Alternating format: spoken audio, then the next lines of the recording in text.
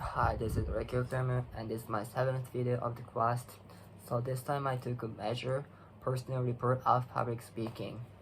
So I did this measure because I actually took a class of public speaking last semester, and I thought that was pretty interesting, and that was one of my favorite classes, so I did. So for this measure, there were 34 questions in total, and for each score, you give a score on a scale of 1 to 5.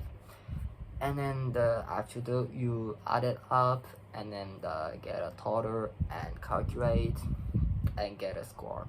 So my score was 83, which is considered as low anxiety. So the score is higher, 134, as considered as high anxiety, but scores lower, 98, as a low anxiety, and between those are the moderate. So my score, I'm actually having a low anxiety of public speaking, and which is true because I have no fear to speak in public. Even though English is not my first language, I get a little bit scared or I get a little bit anxiety, but I'm not very get scared of speaking to give a speech in public, and I think I like to speak in public and to give my thoughts to everyone because it's pretty fun. But for some people, I know public speaking is tough, and it's one of the skills that we need to get a better job, or that's one of the skills the company requires for us. So that's very good to learn how to speak in public.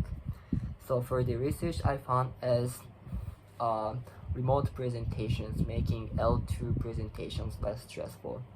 And I thought this research was pretty interesting because they compared how they feel about speaking in person, or either in person or online. So they measured the difference between the in person and the remote.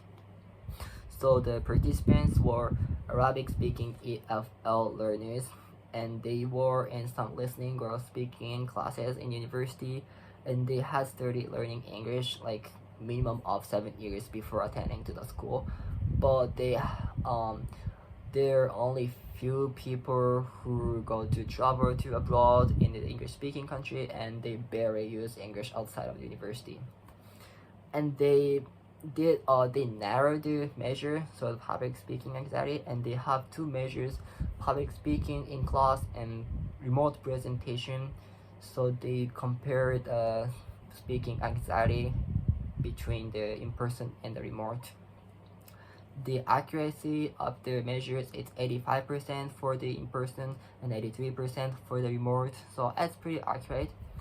And then the result was they found the remote speaking, giving a presentation in remote, is significantly low anxiety than the giving a speech in person. And I think that's very true because for English learner, as an English learner, it's always challenging to give a speech in person, especially there are a lot of native speakers in front of you. You probably get stressed out, but in the remote you don't need to, because not everyone is not looking at you, and you always be calm because you're just basically giving a speech by yourself. So I thought I liked this research a lot, and then thought that was pretty interesting to see the difference between the remote and the in-person, although I kind of knew the results, but it's good to know the evidence, and it's good to know the conclusion about that.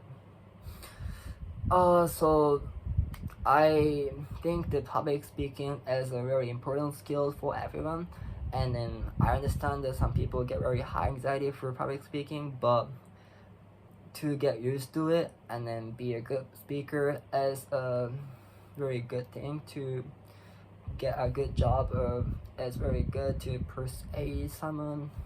It's very useful in your life, so I think being a good speaker is one of the skills that we need. Thank you.